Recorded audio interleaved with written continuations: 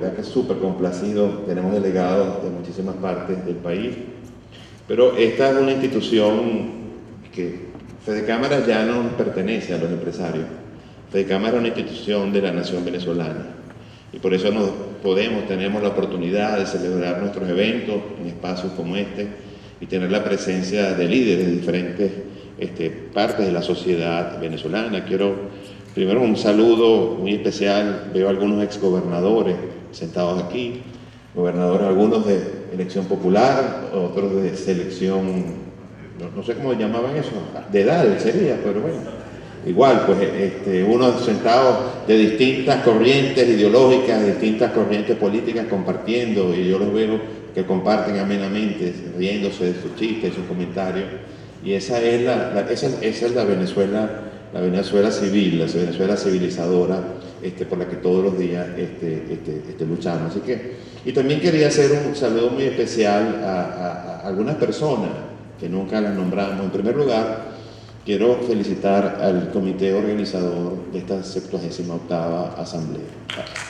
al Grupo de Mérida, Marcos, Gustavo Valecillo, Elsie, Elizabeth, Monagas, César y seguramente muchos más que se me olvidan, y también pues al compromiso y el apoyo de nuestras cámaras de base de la entidad. Me refiero pues también a la Cámara de Comercio e Industria de Mérida, Miguel Monagas, su presidente, Arizábal de Cabesur, de la Cámara de Comercio e Industria del Sur, que tiene sede en el Vigía, a Edgar Oscati, el presidente de Azodega, y a todo su equipo, que recientemente tuvimos la oportunidad, nos invitaron allá al Vigía, a Germán Monzón, hijo de la Asociación de Ganaderos de la zona alta de Mérida, y espero que no se me haya... Y Armando, wow, Armando Vío, claro, disculpa Armando, bueno, ya está su señora, no sé estar Armando, pero bueno, igual, aquí está Armando, disculpa por la misión. Yo de verdad que me ha costado mucho decir, bueno, en unas breves palabras poder transmitir tantas cosas que tenemos que decir, tantas reflexiones que tenemos que hacer, pero esta vez no las voy a aburrir con algo tan largo. Yo más bien quiero sembrar una semilla para la reflexión y sobre todo una semilla para el acompañamiento.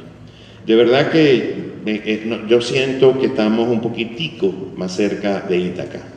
El año pasado, cuando tomamos la institución, narrábamos lo difícil y lo bonito que iba a ser el aprendizaje de ese viaje a Ítaca, y de verdad que en este primer año, en esa visita a todas las regiones del país, en esas 42 visitas que hicimos en más de 60 localidades, que nos reunimos con sectores representativos de toda la sociedad venezolana.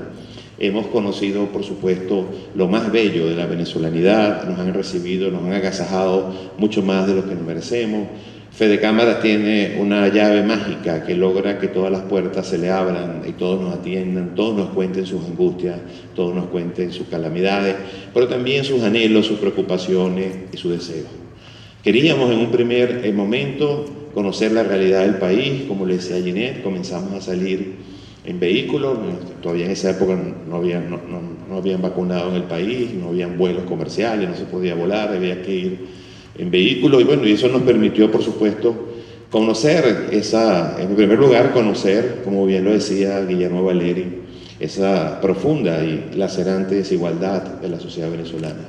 No solamente la desigualdad territorial, un centro del país o una capital con servicios públicos, con combustible, con una incipiente actividad comercial, y el resto del país, digamos, en ese momento por lo menos con unas dificultades enormes de combustible, de electricidad, que todavía continúa, desolada absolutamente por el tema, se cumplía un poco más la restricción del COVID que en el resto del país, y también esas caras de desesperanza, de soledad que veíamos en las personas cuando las bajaban en las alcabalas de los autobuses a requerirles documentos y a revisarles las cosas, y nos angustiaba enormemente la falta de institucionalidad.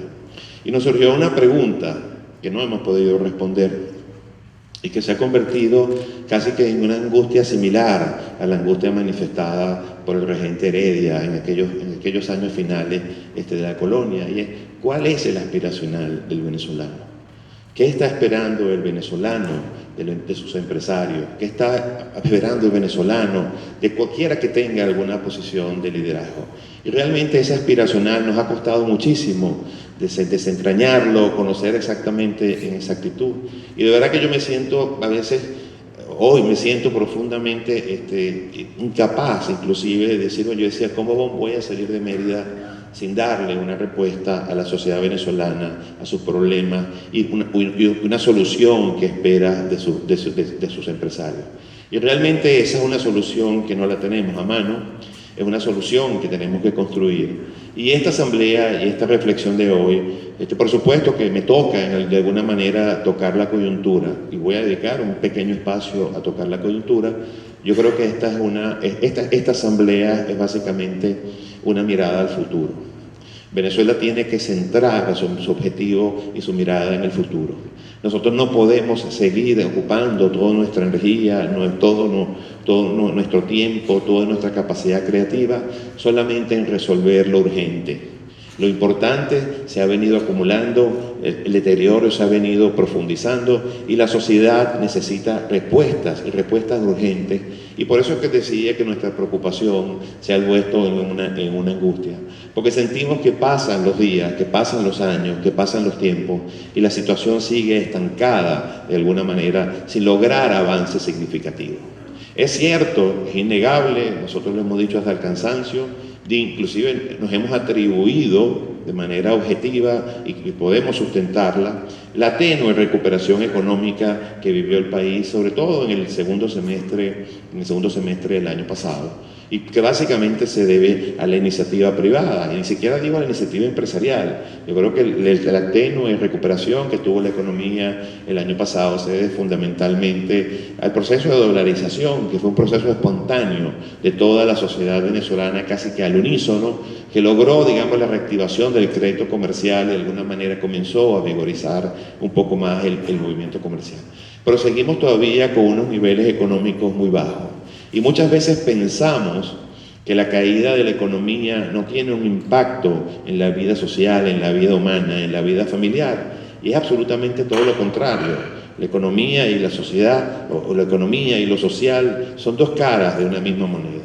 Cuando hablábamos de un Producto Interno Bruto por habitante superior a los $10.000, vamos a decir hace 10 años, o quizás hace 10 años aproximadamente, y hoy tenemos un Producto Interno Bruto alrededor de los $2.000, tenemos que entender que detrás de esa cifra hay un mensaje, hay un contenido muy importante que ha traído, por supuesto, lo que hablábamos, el tema de la desigualdad, que no solamente se ve geográficamente, sino también se ve en un grupo de venezolanos que tenemos acceso a muchísimas cosas, y también una gran cantidad de venezolanos que difícilmente logran redondear para completar el mes, para completar la semana y para llevar lo mínimo para su familia. Y esos son temas que ya no nos preocupan, que ya no nos angustian, porque la capacidad y la velocidad de recuperación no está siendo lo suficientemente importante para salvar las brechas enormes que tenemos entre los ingresos que estamos consiguiendo y las necesidades mínimas de la sociedad venezolana. Y por eso es que decimos que tenemos que dar una mirada al futuro. No vamos a lograr los ingresos que necesita la nación venezolana si seguimos haciendo las cosas como las estamos haciendo, como las hacemos hoy y como pareciera ser que las vamos a continuar haciendo. Sin duda vamos a tener algunas mejoras, sin duda alguna, pero pretender recuperar una economía que fue de $300.000 millones, con un PIB por habitante de $10.000, a una economía que está en $60.000 millones, al ritmo que vamos ahorita, no se nos va a ir completamente una generación.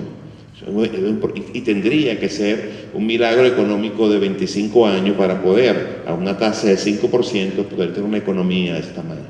Por eso es que nuestro planteamiento que vamos a hacer mañana en el seno de nuestra institución, porque es un planteamiento para que la institución apruebe si está de acuerdo en el planteamiento que trae, digamos, el comité gerencial, y una vez que sea aprobada por nuestra asamblea, ya sea un documento que podamos comenzar a propagar y a discutir, es una mirada hacia el futuro, es una construcción de un modelo de desarrollo distinto, Pero la propuesta de esa construcción de un modelo de desarrollo tiene un impacto social enorme, porque el fundamento principal de nuestra propuesta es que sea un modelo productivo, pero inclusivo a la vez. Estamos convencidos, que me lo han escuchado decir hasta la saciedad, ya se ha vuelto hasta repetitivo, predictivo, todo el mundo apuesta que va a decir esto, sí, apuesta que van a ganar. Estamos absolutamente convencidos, lo han demostrado las sociedades que más han avanzado, y es que trabajadores productivos en empresas eficientes es el binomio insuperable para la inclusión social de las grandes mayorías. Porque no hay nada más inclusivo que la formalidad que trae un empleo productivo. Los beneficios de la formalidad no es otra cosa que poner a las grandes mayorías a abrazar a la modernidad, a gozar de todos los beneficios y las ventajas y estar preparado para aquellas circunstancias normales en la vida donde por alguna u otra razón tenemos dificultades para producir, para mantener nuestros ingresos, por enfermedad, por accidente, porque nos quedamos sin empleo. Pero para lograr la inclusión tenemos que, por supuesto, apuntalar nuestro sistema de preparación, de capacitación, de educación. Y por eso que hemos dicho que el desideratum de nuestra propuesta no es otra que volver a ver en la sociedad venezolana a que estas instituciones, a que sea la educación de cualquier nivel, el vehículo de ascenso y de movilidad social. Cuando una sociedad logra que la educación sea el vehículo de ascenso y de movilidad social, como lo logró esta sociedad en los años 60, los años 70 y probablemente hasta buena parte de los años 80, podemos decir con satisfacción que es una sociedad que está a la vanguardia de los países del orbe. Y si eso alguna vez lo tocamos, si eso alguna vez lo vivimos, si eso alguna vez lo tuvimos, y esta casa es testigo de cómo muchas personas a través de la educación lograron una inclusión social, una movilidad, salieron de sus regiones, sus sitios más apartados, lograron hacer familia, lograron hacer empresa, lograron hacer país. Venezuela fue un país que estuvo a la vanguardia de la modernidad, y no solamente en materia económica, porque siempre nos referimos a la renta petrolera, al ingreso que tuvimos. No, nosotros estuvimos a la vanguardia también en organización social, estuvimos a la vanguardia en temas culturales, estuvimos a la vanguardia de muchísimas cosas, sobre todo en nuestra región. Gracias al proceso, por supuesto que al modelo educativo que se masificó y que logró impulsarse, gracias al proceso de urbanización, sin duda gracias a la renta petrolera bien manejada, bien administrada, digamos, por muchos años, y sin duda alguna también gracias a que fuimos un país abierto y que digamos, abrazó como unos hermanos más a tantas personas que vinieron de otras latitudes a enseñarnos su cultura, a enseñarnos sus tradiciones, pero también enseñarnos sus ejercicios de ciudadanía. Ese país bonito, ese país que se logró hace apenas poco, se basó fundamentalmente en que acompañó, abrazó y sostuvo durante muchos años un modelo de desarrollo. Un modelo de desarrollo que no nació exento de polémica. Hace 100 años, al que les guste leer la historiografía, puede conseguir la extraordinaria polémica que había entre los dos ministros del gabinete de Gerald Gómez, el ministro Torres y el ministro Cárdenas, sobre qué había que hacer con la producción y con la riqueza petrolera. Y una vez más se ratificó la tradición histórica venezolana. Eso en los albores de la República, el propio Libertador lo dejó claro cómo se entendía la riqueza que estaba mineral, la riqueza del subsuelo. Ese debate se volvió a dar 100 años después, en 1920, y llegó a la misma conclusión. Así que nosotros, partiendo de que la sociedad venezolana no va a entrar a discutir, porque lo hemos asumido como legado histórico, que la riqueza del subsuelo es soberana, que la riqueza del subsuelo pertenece a la nación, lo que sí tenemos que dar el debate es si la nación y el Estado va a manejar la renta y también van a manejar la producción, o solo va a manejar la renta y quizás lograr una mejor distribución. Porque en el manejo de la renta y de la distribución se perdió el equilibrio entre el sector público y el sector privado, y el poder que tenía el Estado de alguna manera socorrernos a todos y pagar nuestras ineficiencias también nos convirtió a nosotros en buscadores de renta, en aprovechadores de distorsiones, y esa visión de largo plazo de construcción de capacidades que identificó al empresariado venezolano hasta 1980, nos trajo una visión de corto plazo de aprovecharnos de la renta y aprovecharnos de las distorsiones. Ese nuevo modelo de país, esa nueva propuesta que estamos haciendo al país, por supuesto que también necesita de un nuevo y distinto movimiento gremial empresarial, de un nuevo y distinto empresario venezolano que entienda que la construcción de capacidades es a plazo, es con trabajo, es con esfuerzo, es con constancia, cansa, se suda. No es una decisión rápida, no es el acercamiento a algún poder para tener un beneficio. Yo creo que lamentablemente se ha perdido la educación como vehículo de movilidad y de ascenso social, y quizás estamos volviendo a algunos momentos del siglo XIX donde era la cercanía al poder lo que permitía la movilidad y el ascenso social. Y yo creo que eso es un retroceso importantísimo en cualquier sociedad. Y yo no creo que aquí sea el momento ni el escenario para buscar culpables. Todos tenemos una cuota de responsabilidad en ese deterioro que surgió. Cada vez que alguno de nosotros aprovechaba alguna distorsión o alguna distribución de la renta en beneficio nuestro, de nuestro negocio, de lo que sea, teníamos que estar conscientes que eso hacía más pobre a 30 millones de venezolanos. Porque la renta se empezó a distribuir mucho más allá de su capacidad de generación, y vino también el endeudamiento sobrevenido y quizás no muy bien planificado de hace algunos 10, 12 años, que básicamente nos llevó a un consumo enorme y a unas importaciones de 60.000 millones de dólares, cuando veníamos de tradicionalmente estar en importaciones entre 10, 12, 15.000 millones de dólares. Y también tenemos que revisar qué hemos hecho en los últimos años. ¿Cuáles sectores de la producción se han estancado? ¿Por qué hemos dejado de lado la modernidad y las buenas prácticas de negocio, en los modelos de gestión, en los planes de negocio? ¿Por qué el sector petroquímico tiene 40 años que no hay una inversión importante? ¿Por qué el sector cementero está en las mismas o peores condiciones que estaba hace 30 años? ¿Por qué la deficiencia del servicio eléctrico? ¿Por qué tenemos carencias de agua si tenemos suficientes embalses, suficiente producción de agua dulce? ¿Por qué no hay gas suficiente en un país petrolero para cada uno de los hogares o para cada una de las fábricas de los venezolanos? No es un problema solamente de mal manejo, o no es solamente un problema de corrupción, es un problema de modelo. Y el modelo necesita revisarse. Pero para revisarse el modelo, y fue lo que aprendimos en nuestros viajes, fue lo que aprendimos en Turén, fue lo que aprendimos en Boconó, son los sitios donde yo me refiero, que probablemente fue, digamos, donde el despertar de ese nuevo modelo estaba más palpable. Pero también fue lo que aprendimos en el frenazo que nos dieron los pescadores de Margarita. El modelo hay que asumirlo con madurez, que el modelo se agotó. Y el agotamiento del modelo no es el fracaso de uno, es el fracaso de la sociedad completa. Porque buena parte de la diáspora que hoy en día se va al país, cuando se le consulta, la gran mayoría de la diáspora se fue porque no veía futuro.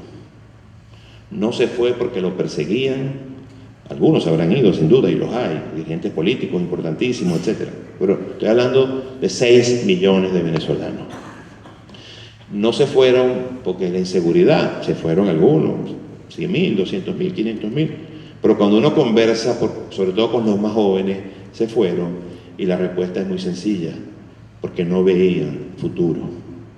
Hace un año hacíamos la reflexión de que el futuro es lo mismo que la nación en el concepto de Ortega y Gasset, pero no queremos entrar hoy en día en esas deliberaciones. Emprendimos en esa búsqueda de cuál era el aspiracional del venezolano, que el venezolano asumió, sobre todo el venezolano del sector empresarial, asumió que no podía seguir esperando las soluciones tradicionales del modelo, y comenzó a buscar sus soluciones en las herramientas y en las soluciones que brinda el mercado.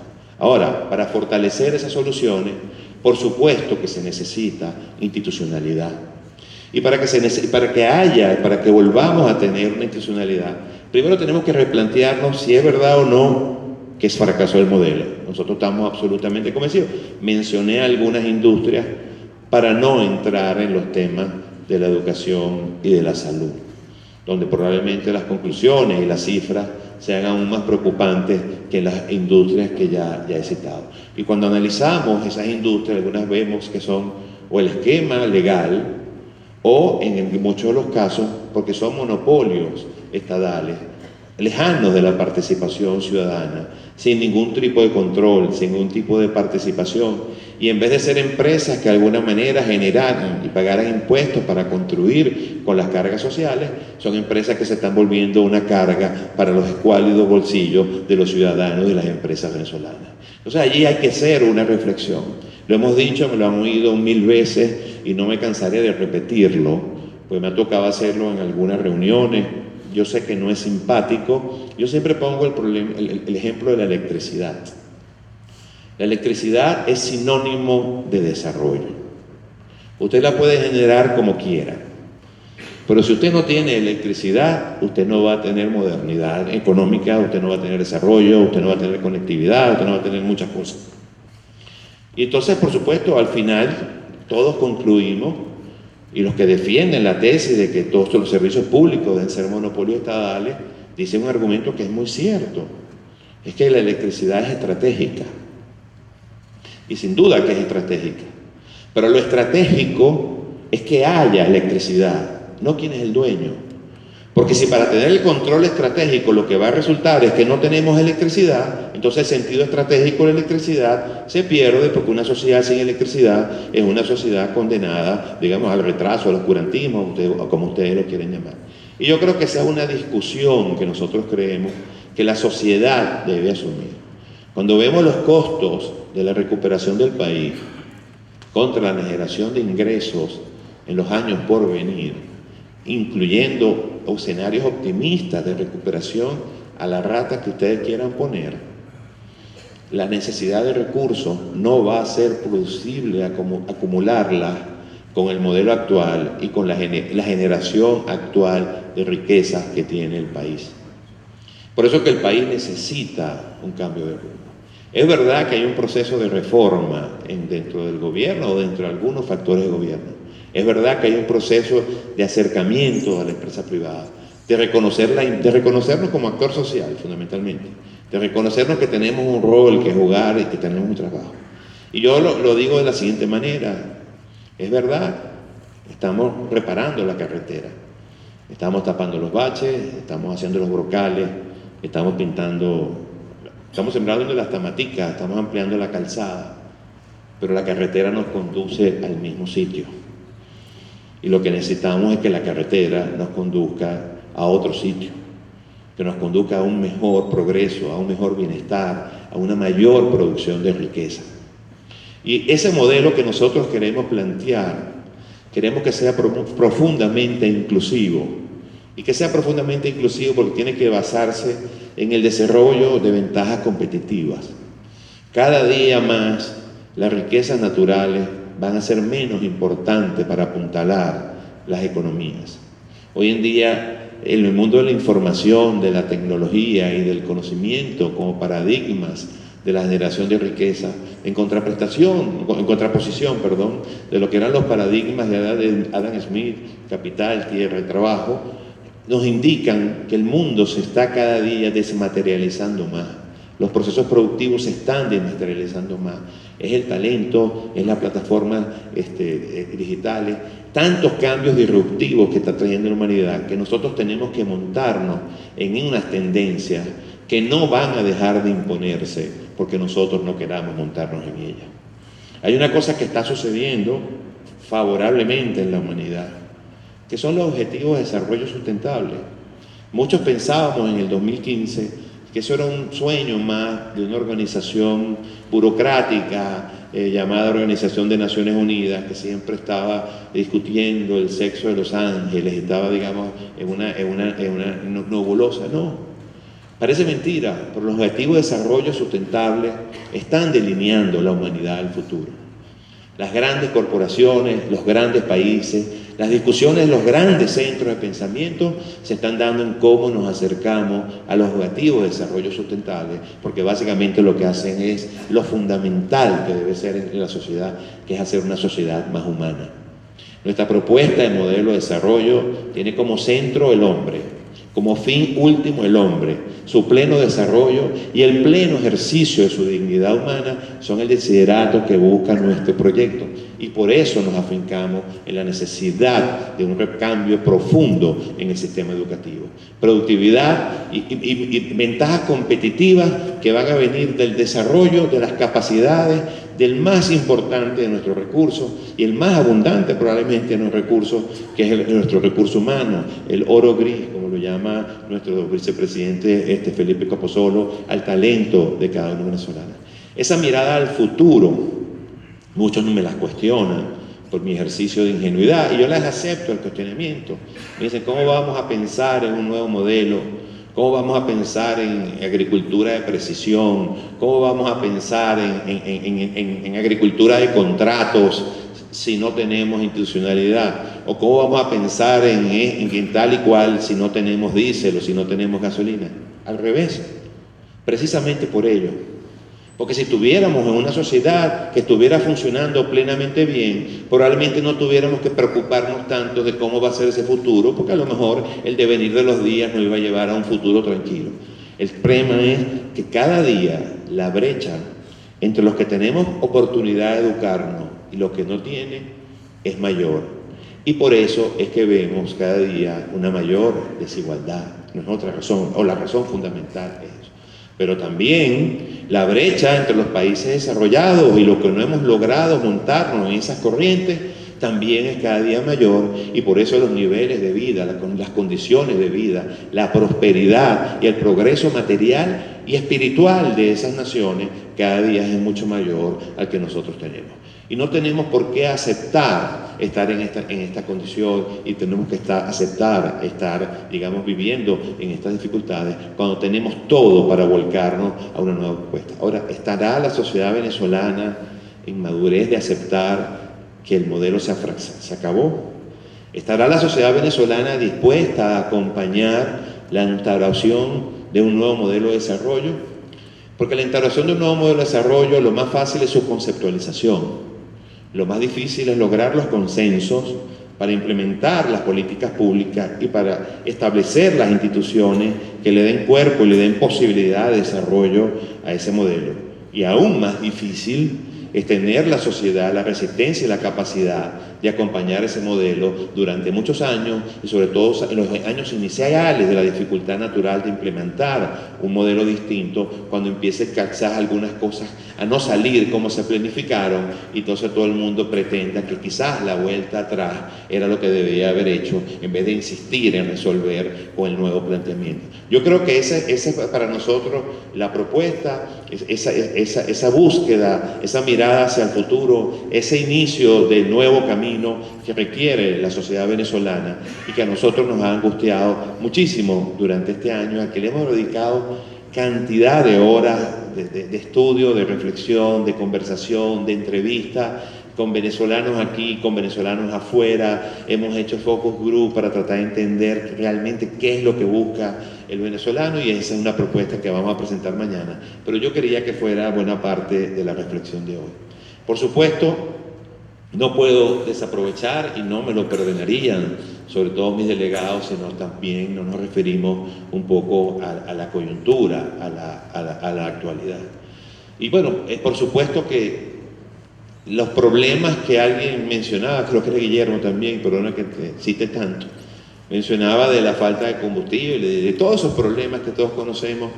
Eso no, cada vez que vamos a la región del país, todo el mundo cree que son exclusivos de ellos. No, esos son problemas que están en todo el país, salvo, como decíamos anteriormente, en el centro y especialmente en la capital.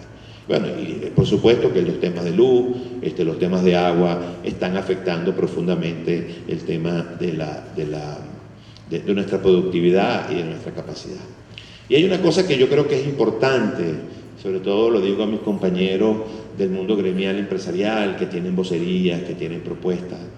Es verdad que nosotros hemos hecho un esfuerzo enorme en la recuperación de la economía venezolana, y es verdad que somos protagonistas de esa tenue recuperación, pero yo quiero dejar claro la posición de nuestra institución y el convencimiento de que tenemos en nuestra institución, que también los protagonistas de haber resistido esa debacle económica tan poderosa y esa caída tan importante del consumo y la producción son los trabajadores y las familias venezolanas. Los trabajadores venezolanos son unos héroes, con salarios a veces menores a lo que costaba el propio transporte para llegar a su sitio de trabajo, no abandonaron sus puestos. Este que está aquí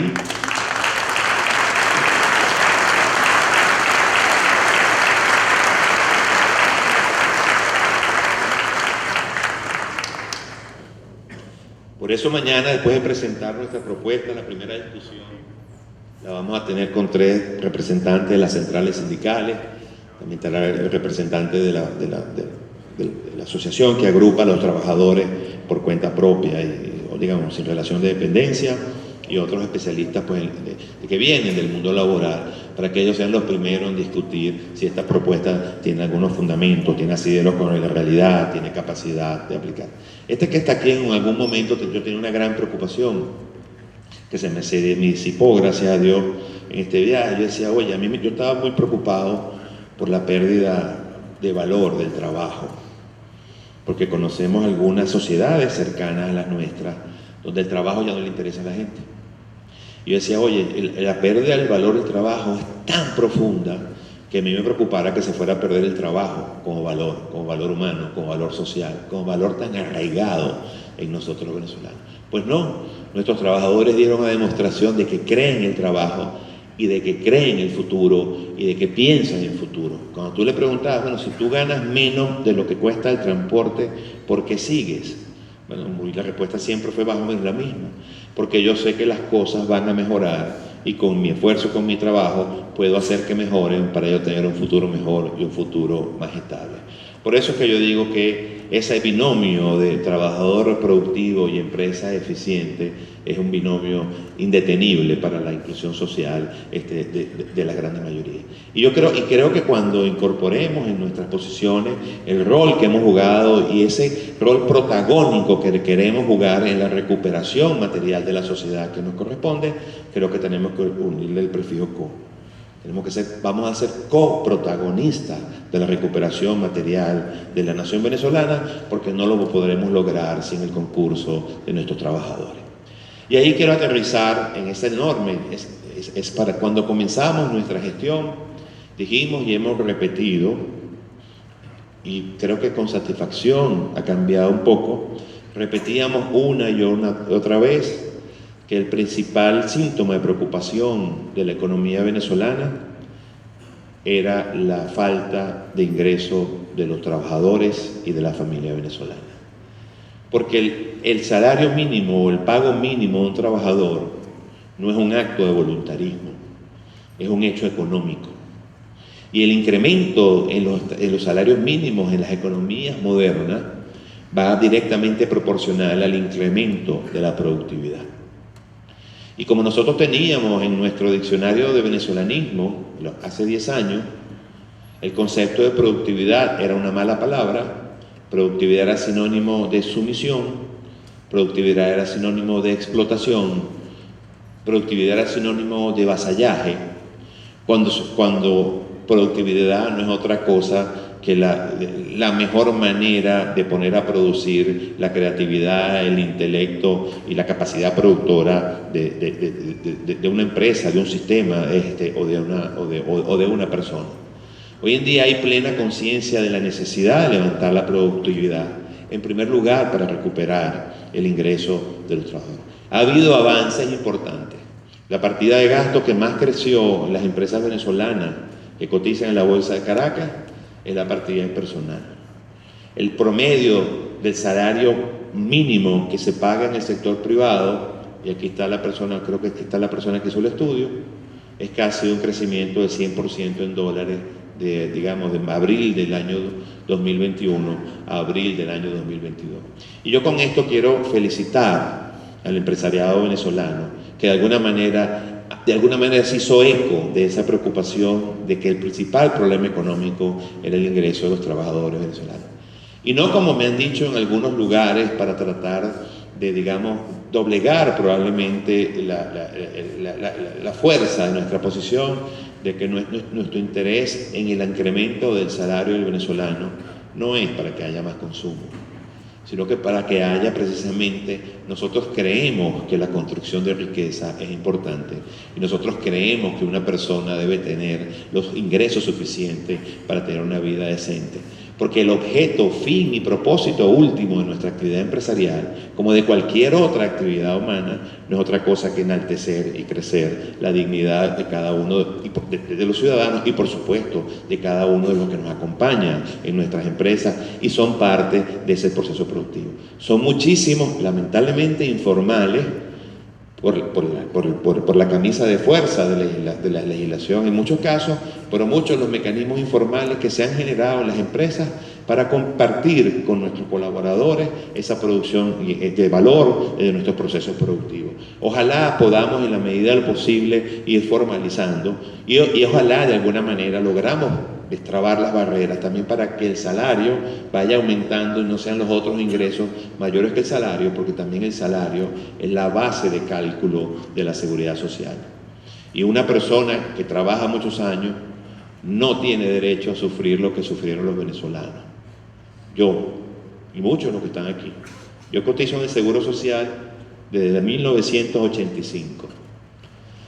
Si Dios me pare y favorezca, yo me tuviera que retirar hoy, no es justo que me den lo que me toca si yo todas las semanas venía poniendo mucho más lo que me van a dar ahora al mes. Alguien se cepilló esa plata. ¿Y quién se la cepilló? Todos. Porque el modelo hizo eclosión y la inflación se comió todas las partidas monetarias de todas las empresas y de todas las instituciones, y entre esos los ahorros acumulados de los venezolanos en bolívares, que la misma legalidad impedía invertirlos ni siquiera en inmuebles, ni siquiera en dólares, y a pocas veces en algunos títulos valores. Entonces, obviamente allí hubo un proceso donde todos salimos deteriorados. Y yo no quiero usar la palabra, me da miedo usar la palabra que uso en privado para definir lo que significa cuando una persona acumula cualquier cantidad de ahorro y después se desaparece. Lo mismo que pasó con las prestaciones sociales. Pusimos el desideratum de la relación laboral en el día de la salida. Yo trabajo para que el día que me vaya, tener un ahorro suficiente, que el Big Brother me mantiene el Big Brother Orson Welles me mantiene en las cuentas de la compañía, para que cuando me vaya, como yo no tengo capacidad de ahorrar ni de invertir, alguien tiene que hacerlo por mí. En vez de poner el desideratum en lo que se llevaba el 15, en lo que se llevaba el viernes, en la generación de valor. No es el hecho de ocupar un puesto, es el hecho de agregar valor en el proceso productivo a que pertenece. Y esas son cosas que tiene que plantear el nuevo modelo. ¿Queremos tener el desideratum el día que nos vamos o queremos tener... ¿Cómo se construye una vida? ¿A punta de prestaciones sociales o a punto del ahorro que te da lo que puedas sacar toda la semana, lo que puedas sacar cada 15 días o lo que puedas sacar mensualmente con tu trabajo? Porque vas a esperar construir tu casa después de 10, 15 años y si lo puedes comenzar a hacer a los 2 o 3 años que ya te hayas estabilizado. Esas son las reflexiones que nosotros queremos de que la sociedad tenga. Y eso es un elemento fundamental en la coyuntura. Nosotros le hemos dedicado muchísima parte de nuestro trabajo, de nuestra actuación, y no nosotros, digamos, no me refiero en primera persona, me refiero como institución al tema laboral. Han sido muchísimas las reuniones internas, muchísimas las reuniones con representantes del movimiento sindical, y yo puedo decir con satisfacción que probablemente me está tocando vivir una época quizás de oro, porque no hay grandes antagonismos entre el sector laboral y el sector empresarial. Hoy en día nos vemos como una solo, como la fuerza de la producción, y durante muchos años hemos sumado nuestro esfuerzo para tratar de lograr sentar al gobierno nacional en una mesa tripartita, objetivo que después de muchos años, de no pocas, digamos, malos ratos y sin ausencia de una querella ante un organismo internacional, logramos con la instalación del Foro de Diálogo Social con acompañamiento de la OIT, que se hizo en el mes de abril en la ciudad de Caracas y que afortunadamente se va a repetir en el mes de septiembre. Por primera vez pudimos sentarnos y salir de allí con una agenda de temas, con unas fechas a respetar, con unos acuerdos a cumplir y con unos responsables designados. Por supuesto que para muchos eso no es nada, porque no se convirtió en un aumento mañana del salario o un aumento mañana de una flexibilización a favor de la empresa, ¿no? Bueno, yo creo que ya solo haber hecho, habernos sentado, fue mucho. Y el hecho de haber salido de allí con una carpeta llena de papeles, con una serie de compromisos y tareas a hacer, yo creo que fue un resultado extraordinario, que no es un resultado de FECámara, es un resultado del sector laboral y es un resultado del sector empresarial.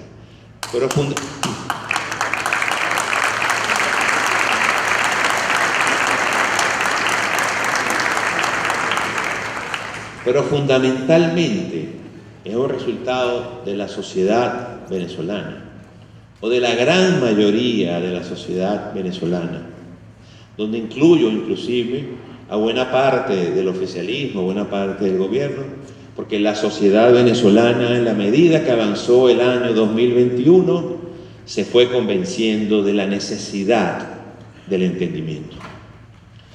Los venezolanos tenemos que asumir que tenemos que entendernos y que en la medida que profundicemos el entendimiento, en esa misma medida vamos a lograr traer soluciones a los ingentes y gravísimos problemas de los ciudadanos venezolanos. Yo ponía el ejemplo esta mañana en una reunión cuando planteé a un grupo de empresarios que trajéramos gasolina importada. La respuesta de muchos es que eso era darle oxígeno a Maduro.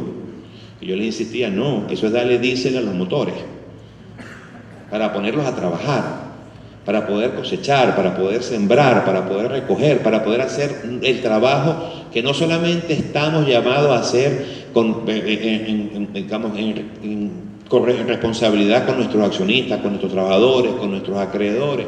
No, por lo menos los que estamos en la producción de alimentos también tenemos la responsabilidad de darle alimentos a la sociedad venezolana, más allá de lo que pueda significar, digamos, el hecho económico per se en nuestros estados de ganancia y pérdida. Ahí hay una responsabilidad moral con nuestros consumidores, con nuestra sociedad. Entonces, la necesidad de entendimiento yo creo que fue de alguna manera encauzando las voluntades para que se dieran todos esos acuerdos y se diera la materialización de ese foro de diálogo social. Cuando salimos de allí, todos nos preguntaban, ¿y ustedes por qué no están contentos? Se lograron sentar a una mesa, vino la gente de la OIT, firmaron una cosa, la presencia de la OIT es permanente. El propio presidente de la República invitó a los delegados de la OIT a ir a Miraflores, se comprometió y aprobó de parte del gobierno, ya las otras partes estamos de acuerdo, en hacer otro foro de diálogo social en septiembre. Y la respuesta de nosotros, ahora tenemos una angustia enorme, porque nosotros tenemos el compromiso, tenemos el deber de que los resultados del foro de diálogo social se cumplan, sea exitoso, para que la sociedad venezolana vuelva a tomar la fe y la confianza en la política, en los procesos de diálogo y en los procesos de negociación.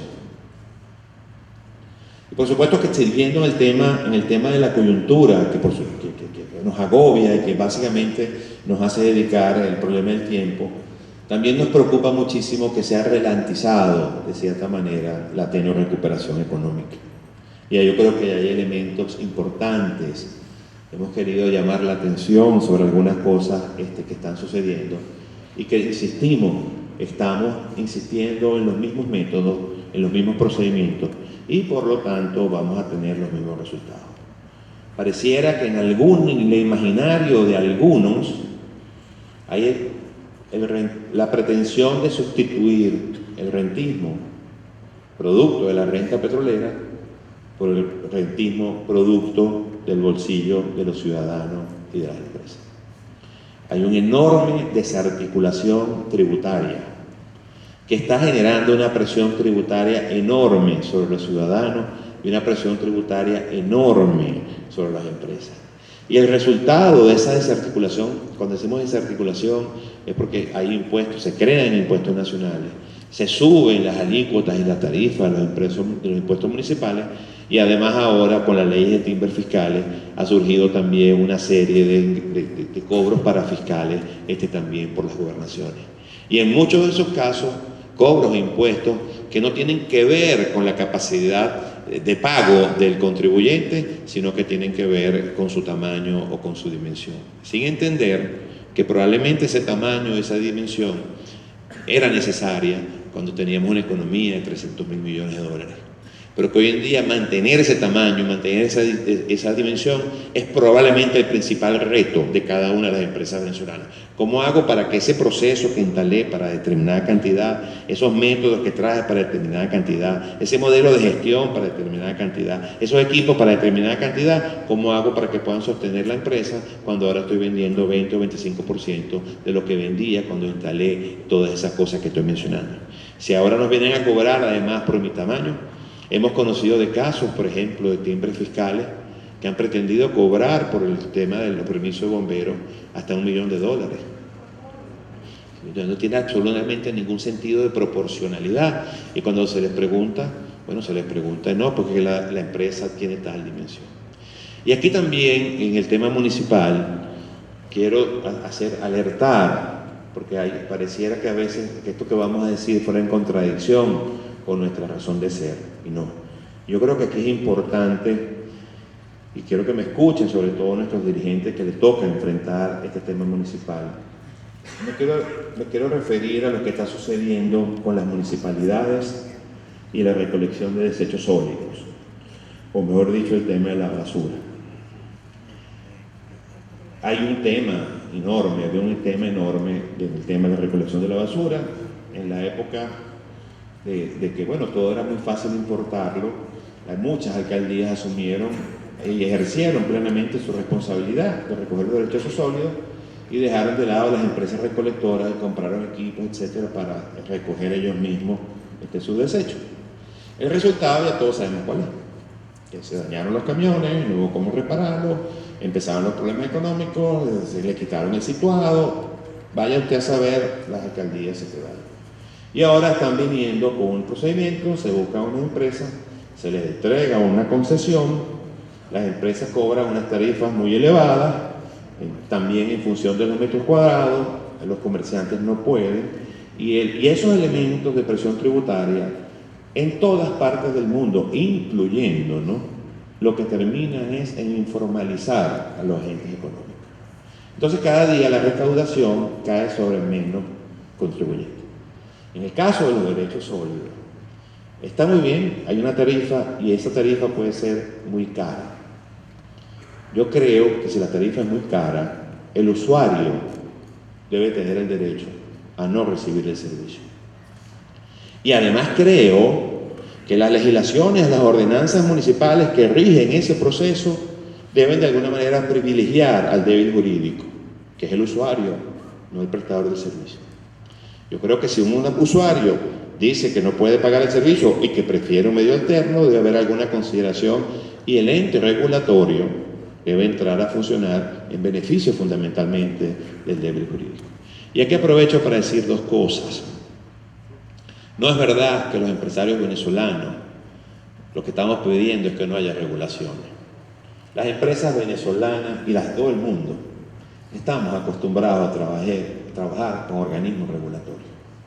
Todas las grandes empresas del orbe tienen oficinas de asuntos regulatorios, pero una cosa es el regulatorio y otra cosa es la intervención, que son dos cosas distintas. Nuestro aplaudido empresario del año viene de un sector profundamente regulado como la banca, y la banca durante muchos años fue muy exitosa en Venezuela.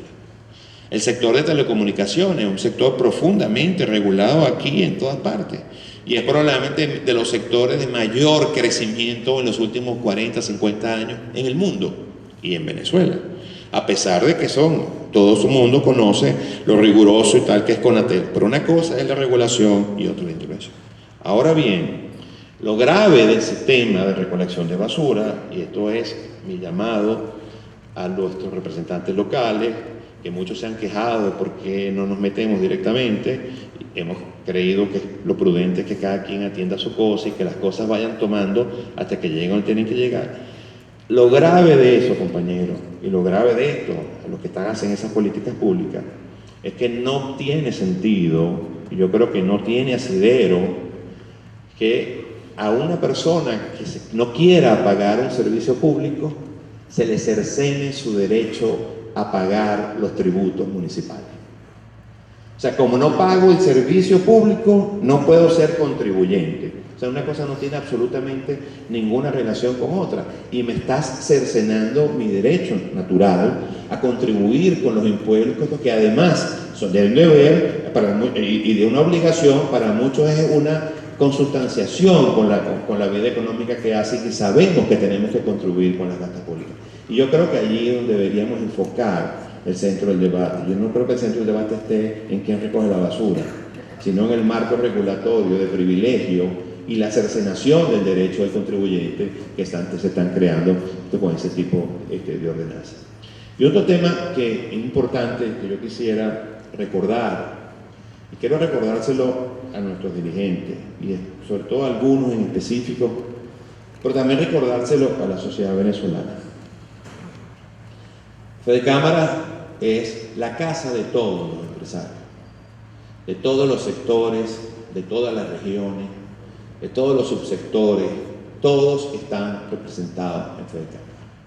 Nosotros nos han recibido, nos han atendido buenísimo, nos han dado toda la información, nos han abierto puertas, cantidad de cámaras que puede ser que hoy en día no estén cotizando en nuestra federación y no vengan y voten en nuestras asambleas. Pero nosotros somos el Pater Family que de alguna manera representamos a otros. Y yo quiero dejar aquí un mensaje muy claro para nuestros agremiados y un mensaje muy claro para la sociedad venezolana. Fedecámara es el brazo político del empresariado venezolano. Pero Fedecámara es una institución independiente y autónoma.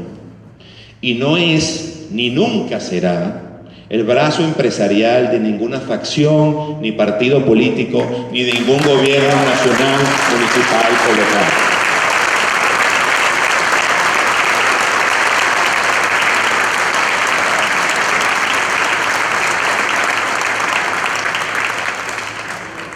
Nosotros vamos a seguir fijando posiciones, nosotros vamos a seguir tratando de incidir, pero lo vamos a hacer en función de nuestros procesos de análisis estratégico, de nuestros procesos de análisis de riesgo y de nuestros procesos de qué es lo que debemos priorizar para la sociedad venezolana y por supuesto para la sociedad empresarial. Pero tenemos que reivindicar nuestra autonomía y nuestra independencia. Es muy natural que haya personas que quieran aspirar a situaciones públicas, a espacios públicos, que quieren ir a la política. El primero que le da la bienvenida soy yo. Lo decía esta mañana cuando comencé mi intervención. Una de las razones de mi angustia es una información que he escuchado varias veces que dice que en las búsquedas de Google en Venezuela la política está de puesto 14 y la economía está de puesto primero. Bueno, muy bien por la economía que esté de puesto primero, pero muy triste para un país que los ciudadanos hayamos puesto de puesto 14 la política.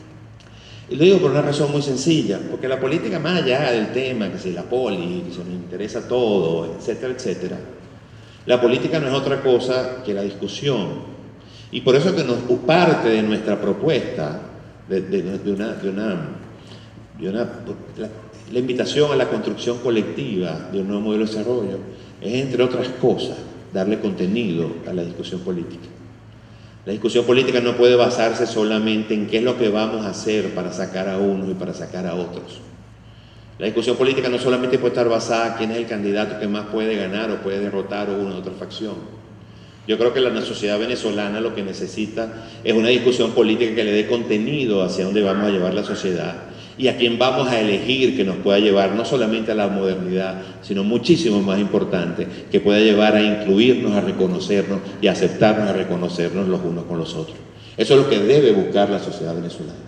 Aquí estaba el rector Picón, yo planteaba esta mañana, ojalá la sociedad venezolana, a raíz de este puntapié, este kick-off que le vamos a dar, este inicio que le vamos a dar la discusión con esta propuesta del modelo de desarrollo, entre a discutir un acuerdo de convivencia mínima democrática. Ojalá nosotros podamos llegar a unos comicios electorales donde todo el mundo se sienta que está en condiciones de participar. Y mucho más importante, Ojalá que haya unos resultados de unos comicios electorales donde el ganador reconozca al perdedor y el perdedor reconozca al ganador. Ese día nos vamos a ahorrar la mitad de los problemas de reconocimiento internacional y de problemática nacional que hoy en día nos aqueja. Estas, por supuesto, son las cosas del día a día que más nos angustia, que más nos quitan tiempo, que no creemos que sean fáciles de resolución. Creo que hay que aprovechar ese proceso de reforma que se está viendo. Creo que cada día la sociedad venezolana está más cercana a los valores que de alguna manera nos han acompañado a nosotros. El valor del trabajo, el valor del esfuerzo, el valor del ahorro, el valor de la familia. Siento una sociedad venezolana más cercana que nunca con los principios republicanos. Siento una sociedad venezolana más cercana que nunca con sus valores occidentales. Siento una sociedad, un empresariado venezolano con un perfil distinto al que teníamos hace muchos años y mucho más consciente de su rol en la sociedad, de la importancia que tiene el trabajo y que tienen los trabajadores. Y siento, quizás por primera vez, una sociedad venezolana que le está dando importancia a la economía y a la empresa privada. Ya la sociedad venezolana entendió que no es una guerra en el Golfo, ni 3 barriles más, los que le van a resolver sus problemas económicos. Que es importante que no cierren más comercio, que es importante que no cierren más industria, que es importante que se mantengan los fondos y las explotaciones agrícolas y las explotaciones ganaderas. Estoy cada día convencido de que una sociedad venezolana que está mucho más clara, que tenemos un futuro muchísimo mejor que nuestro presente. Muchas gracias.